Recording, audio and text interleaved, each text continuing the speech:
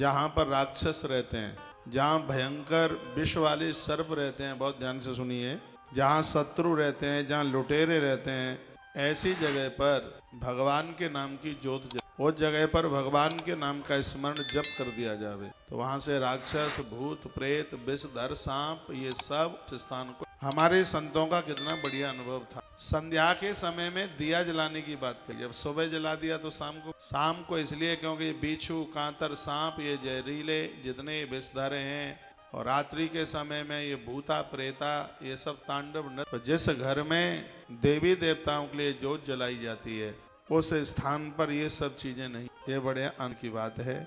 इसलिए आज की कथा को मैं यहाँ से आरंभ कर रहा हूँ। भले ही खाने में घी कर लेना, लेकिन देवी देवताओं के लिए दिए जलाना मत ना। नवरात्रा चल रही है, 9 दिए रोज जल। सुबह मिट्टी के दिए जलाओ और रात्रि को आटे के गूंद। अभी हम कथा करके आए हैं उधर गया जी में, आपने देखा होगा पितरों की आरती होती शाम को। टोटली दिए आटे के होते, हजारों की संख्या में। शाम के समय अभी नवरात्रा में आप आटा गूंथ करके उसके दीपक दिए जलाइए, 9 दिए। और सुबह के समय में मिट्टी के दिए, अभी हम पूजा किए हैं तो हम मिट्टी के दिए जलाए, माता जी के अभिषेक में पूरे 9 जलाए। ये नहीं है कि यहाँ से प्रवचन सिर्फ आपके ही लिए, इन सब चीजों को हम फॉलो, इन सब चीजों को हम मानते हैं। नवरात्रा सिद्ध हो जाएगी। 9 दिए माता रानी के सामने रोज जला करके रखिए।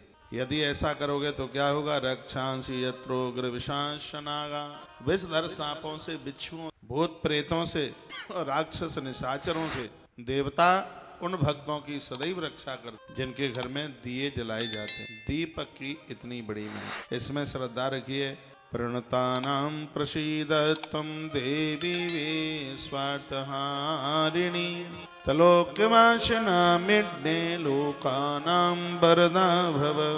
ये मैया संपूर्ण विश्व की पीड़ा हरती। शायद आपको पता है कि नहीं पता, न पता हो तो मैं बता दूं। जिस समय अंग्रेजों के अंदर अपना देश गुलाम था, उनके कब्जे में था और स्वतंत्र होना बड़ा मुश्किल हो रहा था। मध्य प्रदेश की धरती है और एक जगह है दतिया, आपने नाम सुना होगा माता पीताम्बरा की। कभी उधर आप जाते हैं वृंदावन की तरफ, ग्वालियर की तरफ, तो रास्ते झांसी को पार करते ही ये जगह पड़ी। उस समय वहाँ के स्वामी जी थे, उन्होंने देश की आज़ादी के लिए, स्वतंत्रता के लिए एक बहुत बड़ा माँ पीताम्बरा देवी के चरणों में एक बहुत बड़ा यज्ञ, यज्ञ मंडप, यज्ञशाला वहाँ आज भी बनी है।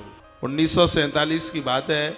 उधर यज्ञ की पूर्णाहुति हो रही थी और इधर अंग्रेज भारत स्वतंत्रता के लिए सिग्नेचर कर रहा था।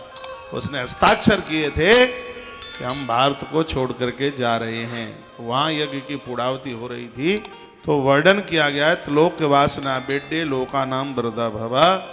जो माँ को वंदन पूजन करते हैं, उसके नाम का यज्ञ करते हैं, संसार की पीड़ा से माता रानी उन लोगों को मुक्त कर देती है, किसी भी प्रकार का बंधन नहीं रहने देती। यह माँ की बहुत बड़ी कृपा है। ये विचार कीजिए, भगवान राम आए तो उनको इस शक्ति की जरूरत थी, तो वही पराम्बा ही तो माता जानकी बन करके आती। लिखा है इसमें, भगवान श्री कृष्ण आए हैं तो उनको भी उस शक्ति की जरूरत पड़ी है और वो भगवती राधा रानी के रूप में धरती पर आके प्रकट हुई है।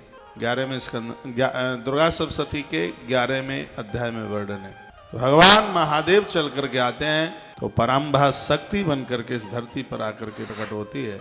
उसके बिना तो काम चलता नहीं है। प्रणतानां प्रसीदत्वं देवी विश्वार्थहारिणी, पूरे विश्व की रक्षा करने वाली, पूरे विश्व को चलाने वाली और सबके दुख दर्द पीड़ाओं को दूर करने वाली ऐसी देवी जिसके चरणों में देवता भी आके गिरते हैं। त्रिलोक्यवासिना मिड्डे लोकानां वरदा भव। देवता कहते हैं माँ हमारे ऊपर है परमेश्वरी प्रसन्न हो जाओ और हमें ये वरदान दे दो कि हम राक्षसों को खत्म कर दें। तो माँ भगवती जगदम्बा से वरदान मांगने के लिए